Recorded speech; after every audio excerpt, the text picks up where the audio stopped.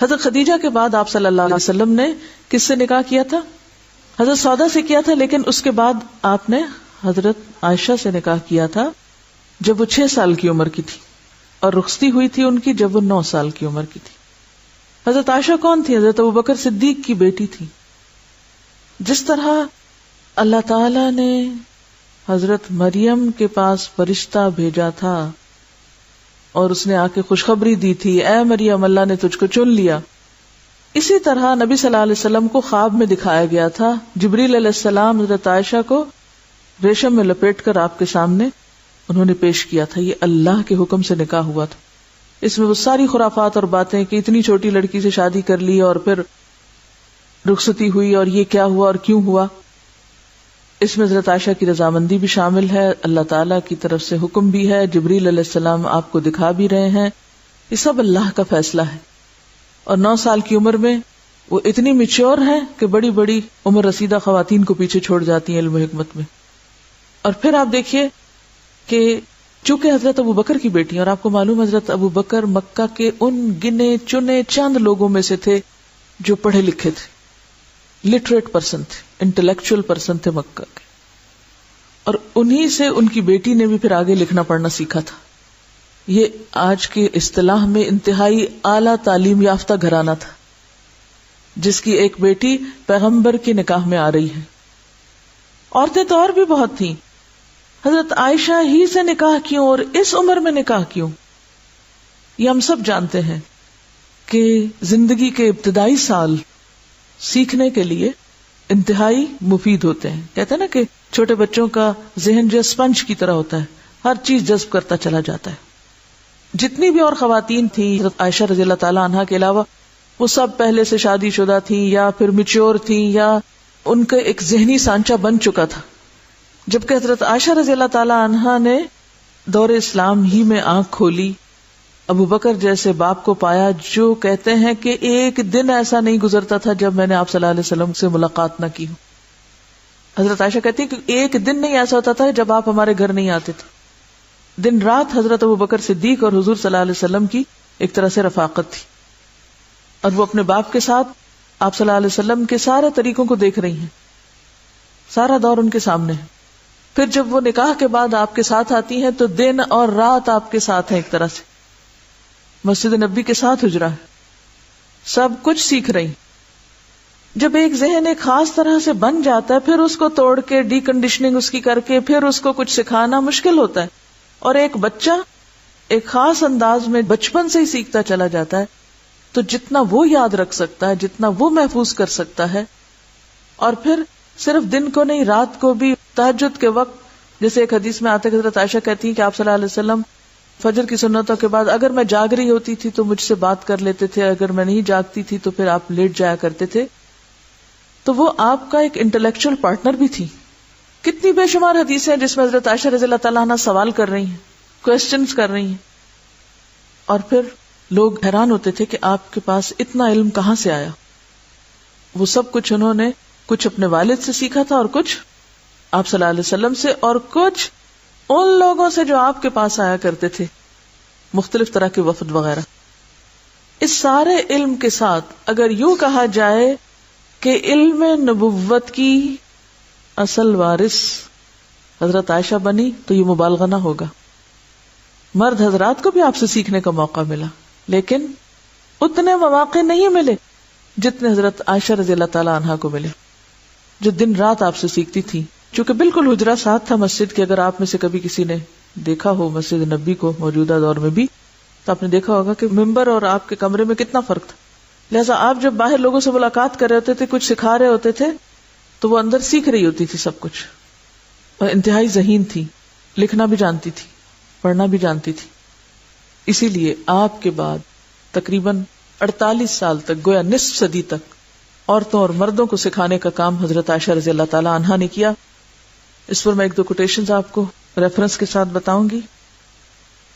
ابن عبد البر کا حضرت عائشہ کے بارے میں ایک قول ہے کہ حضرت عائشہ 3 علوم میں یکتائے زمانہ تھی، کوئی ان کے برابر نہیں تھا۔ علم الفقہ، علم الطب اور علم الشعر۔ فقہ، طب، فقہ ہوتا ہے دین کی سمجھ، وہ خاص یعنی فروعات کا علم نہیں، یہاں دین کی سمجھ کا معنی. طب اور شعر. لوگوں کو حضرت عائشہ کی واقفیت شعر و ادب سے کہیں زیادہ ان کی طبی معلومات پہ حیرت ہوتی تھی. ابن ابی ملیکہ نے آپ سے کہا کہ آپ کی شاعری پر ہمیں تعجب نہیں ہوتا، آپ کی شاعری پہ ہمیں تعجب نہیں ہوتا کیونکہ آپ حضرت ابوبکر کی بیٹی اور یہ ان کا ادبی ذوق تھا تو وہ آپ نے ان سے لیا جن کی فصاحت و بلاغت مانی ہوئی تھی. لیکن طب آپ نے کہاں سے سیکھ لی؟ اتنی طبی چیزیں آپ کو کہاں سے معلوم ہے؟ جواب دیا کہ حضور صلی اللہ علیہ وسلم کو جب کوئی تکلیف لاحق ہوتی تو باہر سے حاضر ہونے والے وفود اس کا علاج بتاتے تو میں اس کو یاد کر لیتی تھی. آپ کی حساب دانی کا یہ حال تھا کہ اکابر صحابہ آپ سے میراث کے مسائل دریافت کرتے تھے. بہترین میتھمیٹیشین بھی تھی. حضرت ابو موسیٰ اشعری نام سنا ہوا؟ صحابی ہے نا، یہ بہت فقیہ اور عالم صحابی ہیں. حضرت عائشہ کے علم و فضل کے متعلق اپنا اور اپنے جیسے دوسرے ساتھیوں کا تجربہ بیان کرتے ہیں.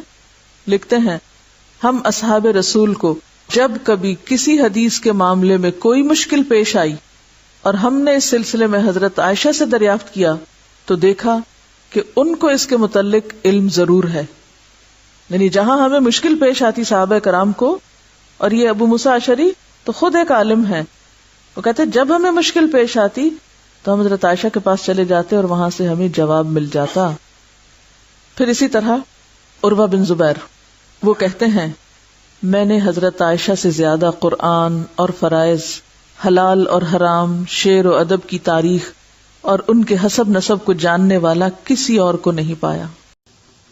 دعائے قنوت جو نبی اکرم صلی اللہ علیہ وسلم نے حضرت حسن بن علی رضی اللہ تعالی عنہ کو وتر میں پڑھنے کے لیے سکھائی وہ درج ذیل ہے: اللہم اہدنی فی من ہدیت وعافنی فی من عافیت وتولنی فی من تولیت وبارک لی فی ما اعطیت وقنی شر ما قضیت فانک تقضی ولا یقضى علیک انہ لا یذل من والیت ولا یعز من عادیت تبارکت ربنا وتعالیت. رواہ الترمذی و ابو داود والنسائی و ابن ماجہ والدارمی. الہی مجھے ہدایت دے اور ہدایت یافتہ لوگوں میں شامل فرما، مجھے عافیت دے اور ان لوگوں میں شامل فرما جنہیں تو نے عافیت عطا فرمائی، مجھے اپنا دوست بنا کر ان لوگوں میں شامل فرما جنہیں تو نے اپنا دوست بنایا. جو نعمتیں تو نے مجھے دی ہیں ان میں برکت عطا فرما، اس برائی سے مجھے محفوظ رکھ جس کا تو نے فیصلہ کیا ہے. بلا شبہ فیصلہ کرنے والا تو ہی ہے اور تیرے خلاف فیصلہ نہیں کیا جاتا. جسے تو دوست رکھے وہ کبھی رسوا نہیں ہوتا اور جس سے تو دشمنی رکھے وہ کبھی عزت نہیں حاصل کر سکتا. اے ہمارے پروردگار تیری ذات بڑی بابرکت اور بلند و بالا ہے. حضرت حسن بن علی رضی اللہ عنہ کہتے ہیں کہ رسول اللہ صلی اللہ علیہ وسلم نے مجھے وتروں میں پڑھنے کے لیے یہ دعائے قنوت سکھائی. 1، 3 یا 5 وتر پڑھنا بھی مسنون ہے. حضرت ابو ایوب انصاری رضی اللہ عنہ کہتے ہیں کہ رسول اللہ صلی اللہ علیہ وسلم نے فرمایا وتر پڑھنا ہر مسلمان کے ذمہ ہے. جو پسند کرے وہ 5 پڑھے، جو پسند کرے وہ 3 پڑھے، جو پسند کرے وہ 1 پڑھے. اسے ابو داؤد، نسائی اور ابن ماجہ نے روایت کیا. 1 تشہد اور 1 سلام سے 3 وتر پڑھنا مسنون ہے. یعنی 2 طریقے ہیں وتر پڑھنے کے. ایک تو یہ ہے کہ 2 رکعتیں پڑھ کے سلام پھیر کے پھر 1 رکعت پوری پڑھ کے اور پھر سارا اتحیات آخر تک پڑھ کے سلام پھیرا جائے. اور دوسرا کیا ہے 3 رکعتیں ایک ہی سٹریچ میں بغیر سلام پھیرے. پہلی رکعت میں سورۃ الاعلی، دوسری میں کافرون اور تیسرے میں سورہ اخلاص پڑھنا مسنون ہے.